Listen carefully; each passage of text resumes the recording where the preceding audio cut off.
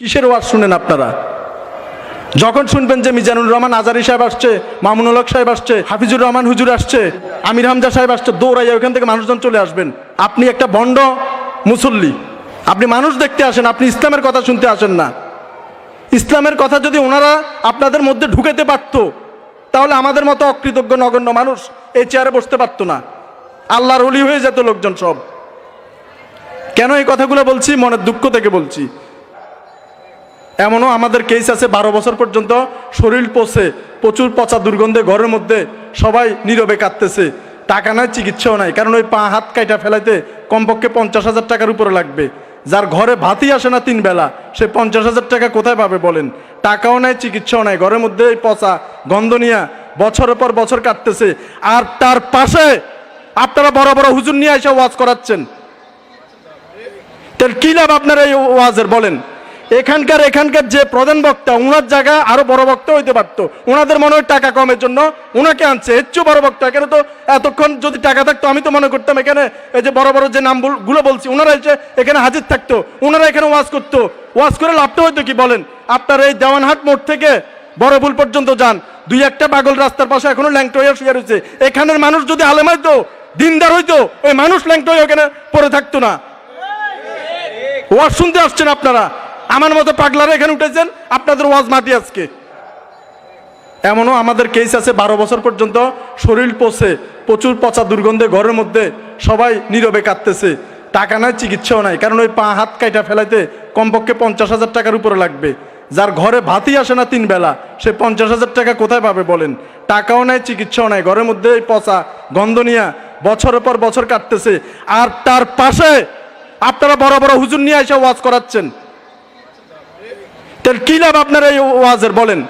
এখানকার যে প্রধান বক্তা, ওনার জায়গা আরো বড় বক্তা হইতে পারতো। ওনাদের মনে হয় টাকা কমের জন্য ওনাকে আনছে, এর চেয়ে বড় বক্তা। এখানে তো এতক্ষণ যদি টাকা থাকতো, আমি তো মনে করতাম এখানে এই যে বড় বড় যে নামগুলো বলছি, ওনারা এসে এখানে হাজির থাকতো, ওনারা এখানে ওয়াজ করতো। ওয়াজ করে লাভটা হইতো কি বলেন? আপনার এই দেওয়ানহাট মোড় থেকে বড়পুল পর্যন্ত যান, 2-1টা পাগল রাস্তার পাশে এখনো ল্যাংটো হয়ে শুয়ে রয়েছে। এখানের মানুষ যদি আলেম হইতো, দিনদার হইতো, ওই মানুষ ল্যাংটো হয়ে ওখানে পড়ে থাকতো না। ওয়াজ শুনতে আসছেন আপনারা, আমার মতো পাগলারা এখানে উঠেছেন, আপনাদের ওয়াজ মাটি আজকে। কিন্তু কার কথা বলছে সেটা দেখি না। যেমন আমাদের যে সৃষ্টিকর্তা, পালনকর্তা, যিনি পৃথিবীতে পাঠিয়েছেন যার প্রতিনিধিত্ব করার জন্য, ওনার কথা যে বলবে তাকেই আমরা মানতে হবে। উনি যেই বলুক, ওনার মুখ দিয়ে যে কথাটা বের হবে তাকেই মানব। তার মুখের সেই কথাটা, যেই কথাটা তিনি বলছেন। কিন্তু আমরা এখন মানুষ দেখি, কার কথা বলছে সেটা দেখি না। কারণ আমরা অনেক বড় বড় হুজুরকে নিয়ে আইসা ওয়াজ মাহফিল করাই। এখানে এখন যে মানুষ, তার চেয়ে 5 গুণ বেশি মানুষ হতো মিজানুর রহমান আজহারি সাহেব যদি হুজুর এখানে ওয়াজ করত, হাফিজুর রহমান কুয়াকাটা হুজুর যদি এখানে ওয়াজ করত, কিংবা কুষ্টিয়াতে একজন কি আমির হামজা হুজুর যদি এখানে ওয়াজ করত, কিংবা মামুনুল হক সাহেব হুজুর যদি এখানে ওয়াজ করত, অসংখ্য মানুষ হতো। আমরা শুধু মানুষকে চিনি, কিন্তু যে মানুষটা কার কথা বলছে ওইটা আমরা কেউ দেখি না। কারণ এখানে যদি আপনাদের এই জামে মসজিদের ইমাম সাহেব যদি দাঁড়ায় যদি হক কথা বলে, আল্লাহর কথা বলে, আমরা শুনতে হবে ওই কথা। কিন্তু আমরা ওনাকে মূল্যায়ন করব না। উনি এখানে সারাদিন বক্তৃতা দিলেও আল্লাহর যত ভালো দিক আছে সবগুলো যদি এখানে বন্দনাও করে, এখানে কিন্তু আপনারা এই 10টা চেয়ারও ভরবে না। কিন্তু ওনারা একজন আসলে অনেক মানুষ হয়ে যাবেন। আমরা ব্যক্তির পিছনে দৌড়াচ্ছি, আমরা যে কার নির্দেশ ওইদিকে কেউ দৌড়াচ্ছি না। কারণ সারা রাত পর্যন্ত এক জায়গা আছে 12টা, 1টা, 2টা, 3টা পর্যন্ত ওয়াজ মাহফিল হয়। সকালবেলা কেউ ওই অর্ধেক না 3 ভাগের 1 ভাগ লোকও ফজরের নামাজ কিন্তু পড়ে না, ওয়াজ পড়ে ওইখানে চলে যাচ্ছে। আমাদের এখানে আমরা সবাই মুসলমান, এটাই আমাদের সবচেয়ে বড় পরিচয়। আমরা 2 জন পুলিশ এখানে এসেছিলাম, ওসি মহসিন চাঁদ ছিল, আমি ছিলাম। পুলিশ হচ্ছে এই সমাজের সবচেয়ে ঘৃণ্য এবং খারাপ একটি প্রাণী, মানুষও না। তো সেই জায়গায় এই আলেম ওলামাদের স্টেজে এই ঘৃণ্য প্রাণী পুলিশকে উঠানোর প্রয়োজনটা কি ছিল? আপনারা এখানে আমাকে ইনভাইট করছেন, আপনারা আমাকে ভালোবাসেন বা আমার কাজকে ভালোবাসেন বিদায় এখানে আমাকে ইনভাইট করছেন। আমাদের ওসি মহসিন স্যারকে ভালোবাসেন, ওনার কাজকে ভালোবাসেন, এখানে ওনাকে আপনারা ইনভাইট করছেন। তো এই মাহফিল হচ্ছে ফেরেশতাদের, যতটুকু আমার ছোট্ট ব্রেনে ধারণ করে, ফেরেশতা বেষ্টিত একটি জান্নাতের বাগান যেটা বলা হয়, ছোটবেলা থেকে যেটা শুনেছি মাহফিলে। এই জায়গায় আলেম ওলামারা অনেক অভিজ্ঞ এবং দক্ষ আল্লাহওয়ালা মানুষ। এই জায়গায় আমাদের মতো নগণ্য মানুষদের কখনোই মানায় না। কিন্তু এই নগণ্য মানুষ কেন এখানে আসবে, এসেছে কেন, এটা আপনাদের শুনতে হবে। আপনারা না শোনা পর্যন্ত চাইলেও আমি উঠবো না, আপনাদেরকে শুনে তারপর এখান থেকে যাব। কিসের ওয়াজ শুনেন আপনারা? যখন শুনবেন যে মিজানুর রহমান আজারি সাহেব আসছে, মামুনুল হক সাহেব আসছে, হাফিজুর রহমান হুজুর আসছে, তারপর এই যে কি নাম বলছি না, আমির হামজা সাহেব আসছে, দৌড়াইয়া ওখান থেকে মানুষজন চলে আসবেন। আপনি একটা ভণ্ড মুসল্লি, আপনি মানুষ দেখতে আসেন, আপনি ইসলামের কথা শুনতে আসেন না। ইসলামের কথা যদি ওনারা আপনাদের মধ্যে ঢুকাতে পারত, তাহলে আমাদের মতো অকৃতজ্ঞ নগণ্য মানুষ এই চেয়ারে বসতে পারত না, আল্লাহর ওলি হয়ে যেত লোকজন সব। কেন এই কথাগুলো বলছি? মনের দুঃখ থেকে বলছি। কেন বলছি সেটাও শুনেন। চট্টগ্রাম সরকারি হাসপাতাল কিংবা প্রাইভেট ক্লিনিক, অসংখ্য জায়গায় মুসলমান কিংবা হিন্দু, বৌদ্ধ কিংবা খ্রিস্টান, অনেক অসহায় ভ্যান চালায়, রিক্সা চালায়, দিনমজুর, কুলি মজুর, এদের বাচ্চা মারা যায়। টাকার অভাবে আইসিইউ থেকে বাচ্চাগুলো বের করতে পারে না। সকাল থেকে সন্ধ্যা পর্যন্ত কিংবা সন্ধ্যা থেকে ভোর পর্যন্ত আইসিইউর গেটের সামনে বসে বসে বাবা মা বিলাপ করে, আহাজারি করে, টাকা নাই, বাচ্চা বের করতে পারছে না। কোনো চট্টগ্রামের সংস্থা, সংগঠন, সুশীল সমাজ, প্রেস ক্লাবের সামনে যারা বসে থাকে, কিংবা মাসের মধ্যে 15-20টা মাহফিল যারা শুনে, বড় বড় ব্যবসায়ী, সদগর সাহেব, আলহাজ হাজি সাহেব, আপনাকে বলছি, সপ্তাহের আগামাতা যিনি গরু জবাই করে ওনাকে বলছি, ওই অসহায় যে বাবা মা কাঁদতেছে বাচ্চাটা আইসিইউর মধ্যে রাইখা, কই আপনাদের তো তখন আর দেখা যায় না। আপনারা তো ইসলামের বহুত বড় খেদমত, আপনারা তখন কোথায় থাকেন? একটা মাত্র সংস্থা কাজ করে, চট্টগ্রাম মানবিক পুলিশ ইউনিট, সিএমপি। যদি আমাদের কাছে নিউজ আসে কত টাকা সেটা আমরা দেখি না, মৃত বাচ্চাটাকে তার বাবা মার কাছে তুলে দিই। যদি দাফন কাপনের খরচ না থাকে সেটাও আমরা দিয়ে দিই। মানবিক হইতে হবে। সারাদিন ওয়াজ শুনা কোনো লাভ নাই, কপালে কালো দাগ ফেলাইয়া কোনো লাভ নাই। বাংলাদেশের বিভিন্ন জায়গা থেকে, যশোর, খুলনা, রাজশাহী, নোয়াখালী, ব্রাহ্মণবাড়িয়া, লক্ষ্মীপুর, কক্সবাজার, ফটিয়া, বাঁশখালী, বিভিন্ন জায়গা থেকে মানুষের শরীর পচে পোকা পড়ে গিয়েছে। 1 বছর, 2 বছর, 3 বছর যাবৎ ঘরের মধ্যে পড়ে আছে, কারো কারো ঘরেও জায়গা হয় না। এমনও আমাদের কেস আছে 12 বছর পর্যন্ত শরীর পচে, প্রচুর পচা দুর্গন্ধে ঘরের মধ্যে সবাই নীরবে কাঁদতেছে। টাকা নাই, চিকিৎসাও নাই, কারণ ওই পা হাত কাইটা ফেলাইতে কমপক্ষে 50,000 টাকার উপরে লাগবে। যার ঘরে ভাতই আসে না 3 বেলা, সে 50,000 টাকা কোথায় পাবে বলেন? টাকাও নাই, চিকিৎসাও নাই, ঘরের মধ্যে পচা গন্ধ নিয়ে বছরের পর বছর কাটতেছে। আর তার পাশে আপনারা বড় বড় হুজুর নিয়ে এসে ওয়াজ করাচ্ছেন। তাহলে কি লাভ আপনারা এই ওয়াজের বলেন? এখানকার যে প্রধান বক্তা, ওনার জায়গা আরো বড় বক্তা হইতে পারত। ওনাদের মনে হয় টাকা কমের জন্য ওনাকে আনছে, এর চেয়ে বড় বক্তা। এখানে তো এতক্ষণ যদি টাকা থাকতো, আমি তো মনে করতাম এখানে এই যে বড় বড় যে নামগুলো বলছি, ওনারা এসে এখানে হাজির থাকতো, ওনারা এখানে ওয়াজ করতো। ওয়াজ করে লাভটা হইতো কি বলেন? আপনার এই দেওয়ানহাট মোড় থেকে বড়বুল পর্যন্ত যান, 2-1টা পাগল রাস্তার পাশে এখনো ল্যাংটো হয়ে শুয়ে রয়েছে। এখানের মানুষ যদি আলেম হইতো, দিনদার হইতো, ওই মানুষ ল্যাংটো হয়ে এখানে পড়ে থাকতো না। ওয়াজ শুনতে আসছেন আপনারা, আমার মতো পাগলারা এখানে উঠেছেন, আপনাদের ওয়াজ মাটি আজকে। এটা হচ্ছে আমাদের সমাজ। আফসোস লাগে। কি ওয়াজ শুনবেন আপনারা? কোথায়? প্রত্যেকটা জায়গায়, এক জায়গায় 3 বছর পচে পোকা পড়ে গেছে। আমার 5 মিনিট সময় দিচ্ছে, আমি 5 মিনিটে বলতে পারি না, আমার 15 মিনিট লাগে। আমি বলবো না, উঠে যাবো? বলেন।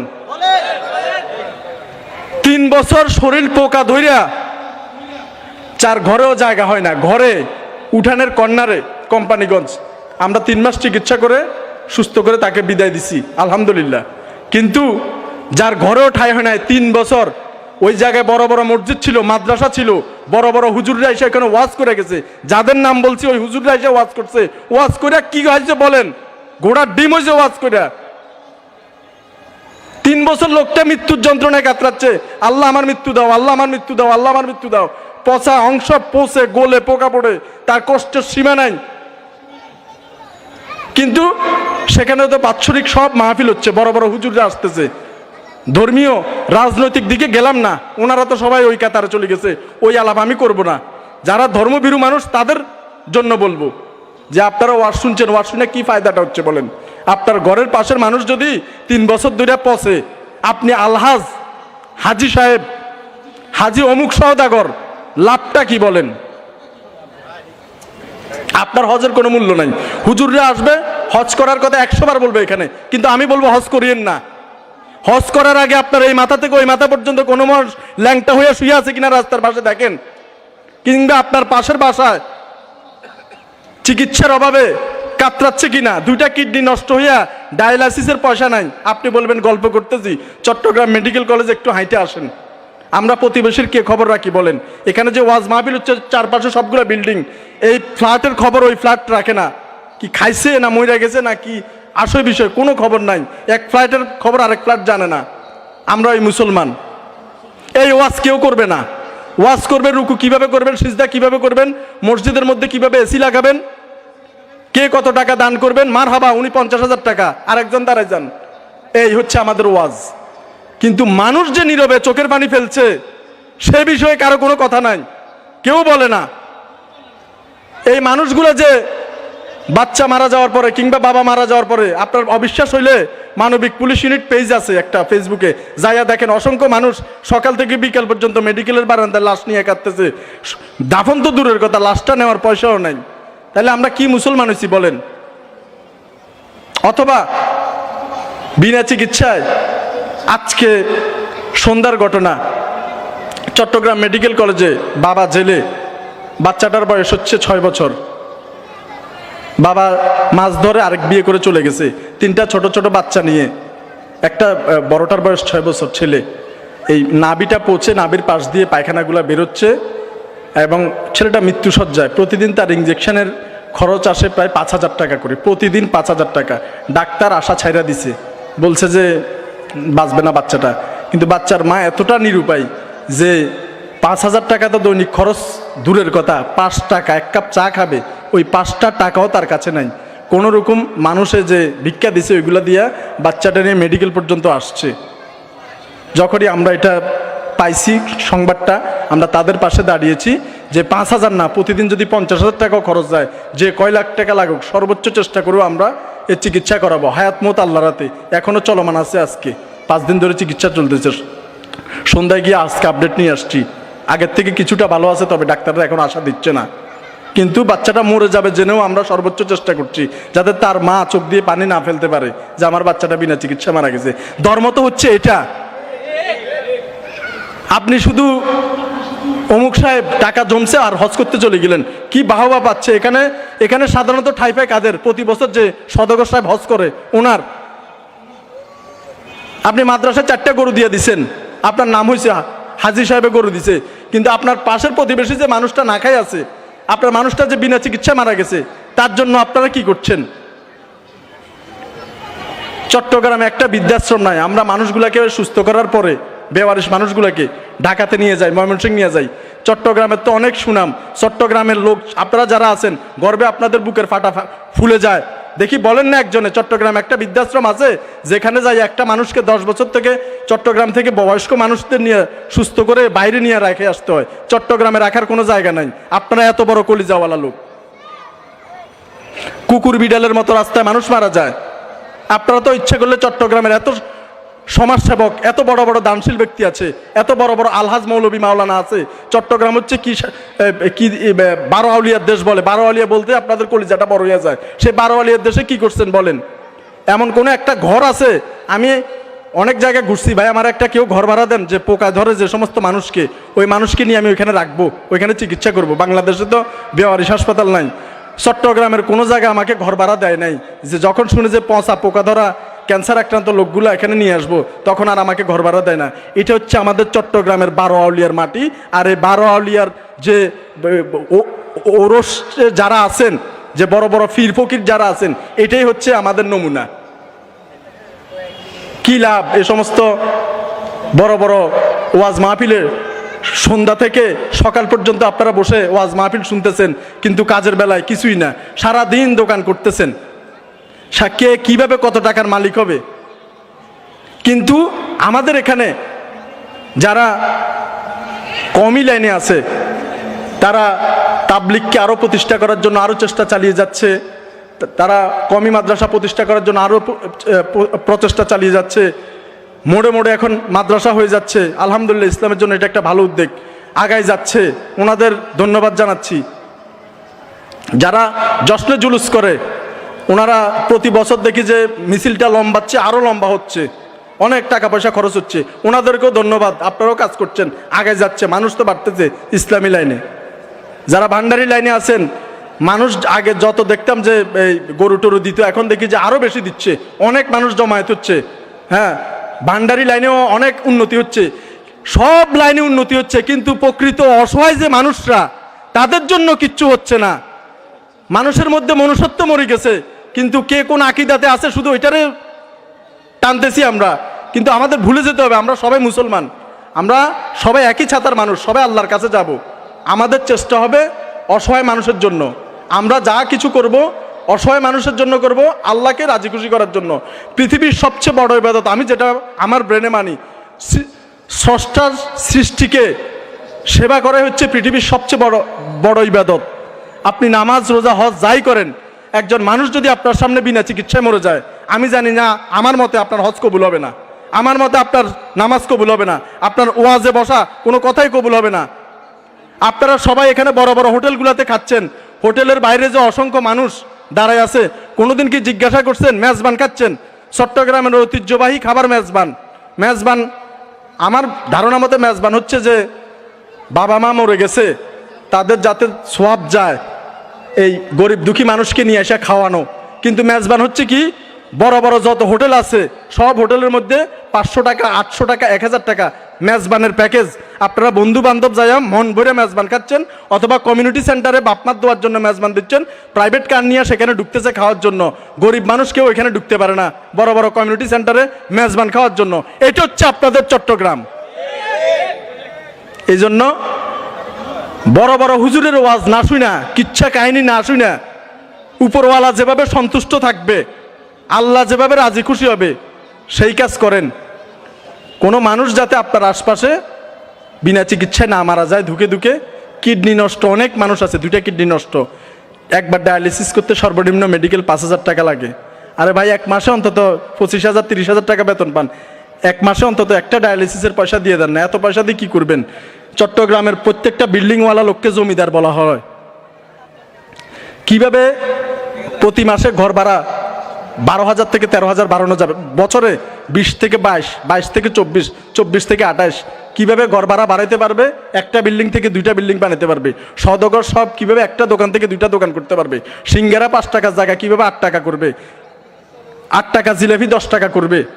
চট্টগ্রাম শহরে যখন আসি তখন ক্যান্ডিতে জিলাপি খাইতাম, মজার জিলাপি 5 টাকা, ওইটা ঠেকতে ঠেকতে এখন যাচ্ছে 10 টাকা। তো এরকম প্রত্যেকটা জিনিসের শুধু দাম বাড়ায় দিচ্ছে। এই সমস্ত কিছু করে কোনো লাভ নাই। আপনাদের সবার প্রতি অনুরোধ, যদি সম্ভব হয় মানুষের সেবা করেন। প্রতি মাসে অন্তত একদিনের বেতন অথবা একদিনের ব্যবসার টাকা এই সমস্ত অসহায় মানুষের পিছিয়ে আপনারা আপনাদের আত্মীয় স্বজন যারা আছে তাদেরকে দান করে দিবেন। এখানে আসছি অন্তত ছোট্ট একটা ওয়াদা আপনাদের কাছে নিই, আপনাদের একদিনের ইনকাম আপনারা অসহায় মানুষদের মধ্যে আপনাদের এলাকায় দিবেন কিনা একটু হাত তুলেন। ইনশাল্লাহ। আমারও বক্তব্য আর কিছু বলার নাই, যাতে কোনো মানুষ বিনা চিকিৎসায় অথবা রাস্তার পাশে ধুকে ধুকে না মরে। যদি পারেন দেখেন কিছু খাবার কিনে দিবেন, অথবা চিকিৎসার জন্য পারলে কিছু টাকা পয়সা দিবেন, বা এলাকার মধ্যে থেকে তুলে নিয়ে একজন কমিটি করে তাকে চিকিৎসা করানোর ব্যবস্থা করবেন।